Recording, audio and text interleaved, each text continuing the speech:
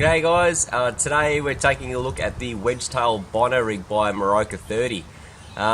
This Bino Rig, in my opinion, is one of the best Bino Rigs I've tried today. Hands down, for versatility, for comfort, and for sheer volume of equipment you can put in there. If you like to have all your equipment at your fingertips, ready to go when you're out hunting, this is definitely the way to go. I'll just basically run through the layout and the pocket so you can get a little grasp for it, and then I'll talk about some of the other features of this. So, along with the rig itself, you can kind of customize this particular style. So, on the side, they've put a handy kind of a webbing strap on both sides of this rig. So, I've got attached here the optional extra. This is the Rhino radio pocket, so it will fit a Garmin 650 quite easily, or the 750 or any of the 700 range, no worries. It's specifically built for the Rhino. Clever little pocket. It's also got a keeper if you do want to put a keeper over. I just tuck it on the inside, never had an issue with it. It's very secure, very easy to get your radio in and out. The rig itself, I've had a lot of guys say, oh, it looks quite big on the front, can you draw a bow, or is it going to get in the way of the rifle? I've not had an issue at all. Give an example, I've got a rifle here and my shoulder is totally exposed. Whether I'm out front, across, or across my body, that does not get in the way at all. I use a safari sling most of the time, so my rifle's across me and pulling forward, it's not an issue. To give you a look at a bow, same thing with the draw cycle. I won't put a release on, so this is actually going to be closer to me than it normally would with my release, but again, you can see there the pitch angle here, it's nowhere near this rig. It's not going to get in the way at all. So yeah, to answer the question about the bow and the rifle, yeah, don't be worried about any of those things kind of encumbering you on your hunt. Probably the best thing I find with this style rig is the one-handed operation.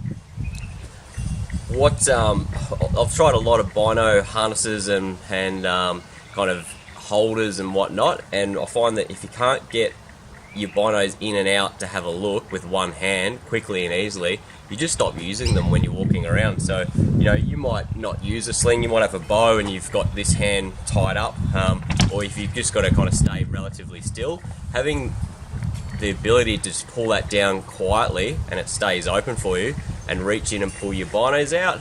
You can have a look at what's ahead, put them back in, and you barely need to move. And this will come in if you just tip it in absolutely silent. So very good system, well thought out. Really strong magnets across here. There's no way, doesn't matter what you do, you can shake it, jump around. There's no way that's going to come open all by itself. I've jumped off logs and all that kind of stuff, and yeah, it's nice and secure. This will fit. It's a set of 8s. It'll go right up to 15s. It'll fit most bino types. The Pyro Prism ones that step out a little bit, they'll just squeeze in when you've got to push them together. But that's a set of 15s. The Swaro 15s are maybe a tad higher. You can see here, fits no problem at all. So for most types of binos out there in the market, it won't be an issue. There's a little pocket in the front here. Put my phone in. There's another little pocket here, which is great. I find just put your car key. Under here, they've put in some handy little ammo loops. They've put some spare rounds in. Another little keeper in there.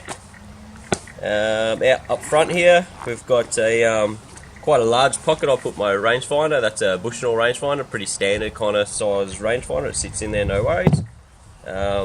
Use my wind buffer all the time, so that's right up front here. And down below, there's another great little compartment in here. I carry my PLB. I've got a little Havalon, some spare blades and whatnot. Little sharpener, lightweight sharpener for my knife. So you can fit quite a range of gear in there. About the yoke on this system. This yoke, it's specifically designed to be comfortable and wear under a backpack. So if you like to run your pack and then sometimes drop your pack and you still want all the goodies up front here, it's ideal for that. It's really soft and padded. There's no high seams or anything to get in the way, so when you've put a backpack over, it's not going to get in the way. If you don't like the feel of the harness underneath the backpack, Moroka 30 do an adapter kit, and basically it just unclips in your 4 positions, and it'll slip over any of the webbing straps that you've got on your backpack. And it is made specifically for their packs, but it will fit on most packs. I've tried on lots of packs, and you can adapt it very, very easily. And basically that puts the weight of anything you've got in the front over and distributes over your pack, so it becomes really, really light.